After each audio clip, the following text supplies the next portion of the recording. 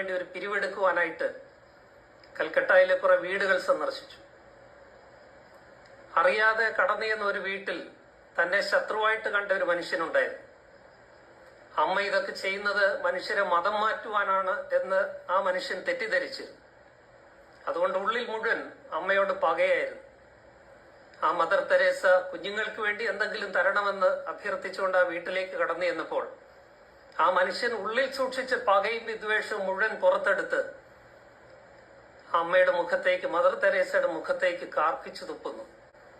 തന്റെ മുഖത്ത് കാർക്കിച്ചു തുപ്പിയപ്പോൾ മുഖത്ത് ക്രൗരഭാവം ഉണ്ടാകാതെ മന്ദഹസിച്ചുകൊണ്ട് പുഞ്ചിരി തൂകി തന്റെ പോക്കറ്റിൽ കിടന്ന കർച്ചീഫ് എടുത്തിട്ട് മുഖത്തെ തുപ്പൽ മുഴുവൻ തൂത്ത് അത് ആ പോക്കറ്റിലേക്ക് തന്നെ നിക്ഷേപിച്ചിട്ട് മദർ തെരേസ മനുഷ്യനോട് പറയുകയാണ്, നിങ്ങൾ തന്ന സമ്മാനം ഞാൻ സ്വീകരിച്ചിരിക്കുന്നു, പക്ഷേ നിങ്ങൾ എന്റെ മക്കൾക്കൊന്നും തന്നില്ല.